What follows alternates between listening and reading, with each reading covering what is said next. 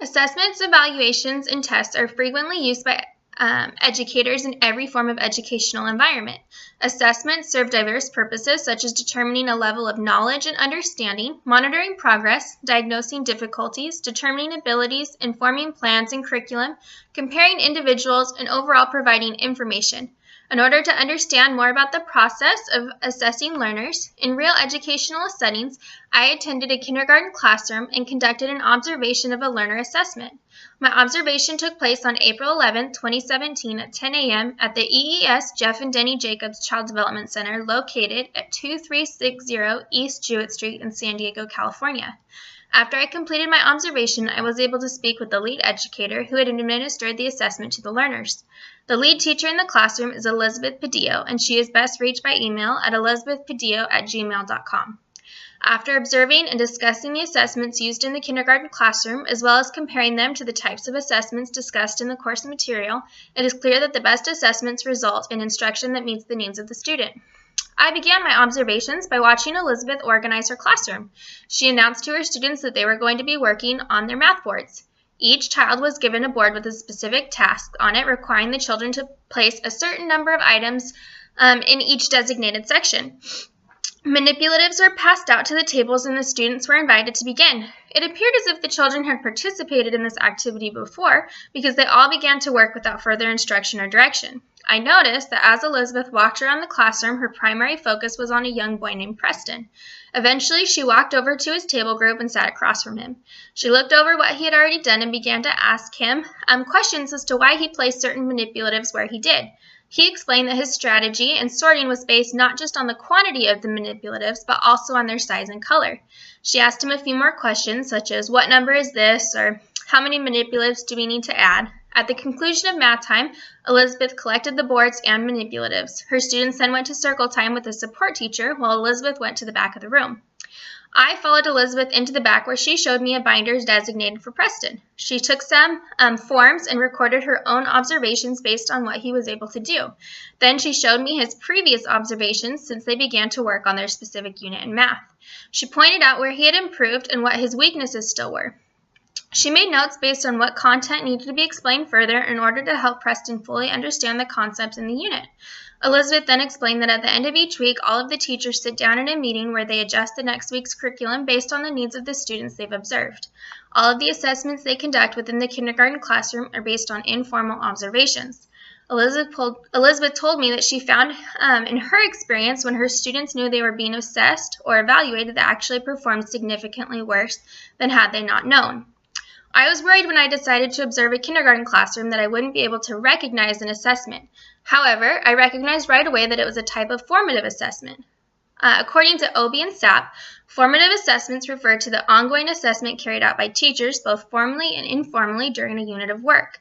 Elizabeth clearly demonstrated this by her informal observation of Preston. During their specific math and unit, she had been making informal assessments of Preston through observations and discussions in order to support his learning. This assessment was formative because the information concluded from the assessment was to, according to Hall, bridge the gap between what Preston can do and what he needs to be able to do, or between what Preston knows and what he needs to know. I thought it was interesting how all of Elizabeth's assessments of her students were informal in order to determine their true ability without adding testing pressure to the child. According to Hall, assessments designed to inform student learning tend to be informal, integrated into day-to-day teaching and learning, and carried out in different ways by teachers and teaching assistants. Elizabeth demonstrated this beautifully during her administered assessment. I am in agreement with Elizabeth's assessment strategy for her kindergarten classroom. By using informal assessments, the students are able to fully demonstrate what they are capable of without feeling a pressure or stress to achieve perfection. They are simply being assessed on what they can do at that moment.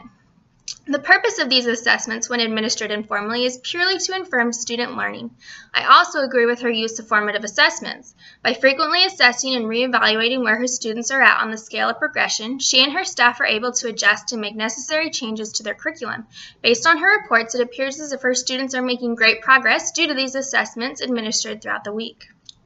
At the conclusion of my time in Elizabeth's classroom, it was easy to determine that using formative assessments was appropriate for her students. Therefore, I would not suggest an alternative strategy. I would, however, suggest an additional assessment strategy that would assist in overall student learning and teacher planning.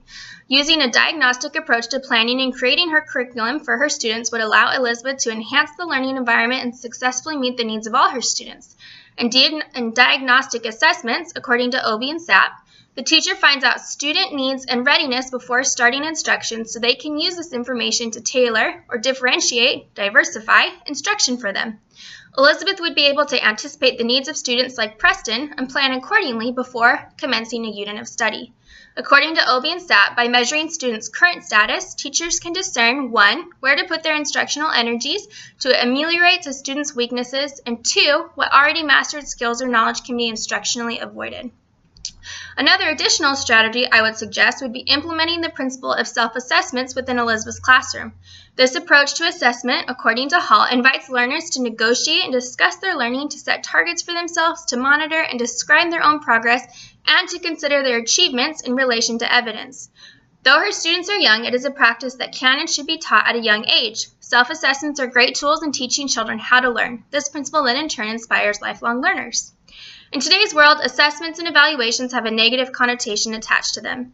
In reality, assessments are great tools that are used to enhance learning and inform teaching. According to OB and SAP, researchers and scholars understand that assessment must be tied to enhancing education. An assessment that is sued just to classify is of little utility. The assessment strategy I observed in Elizabeth's kindergarten classroom was used to enhance the education of her students and therefore was successful. There are many different types of assessments available to use. I conclude that by utilizing several different types of assessments in a classroom, the educators will receive the most information about their students, and their students will receive the greatest quality education.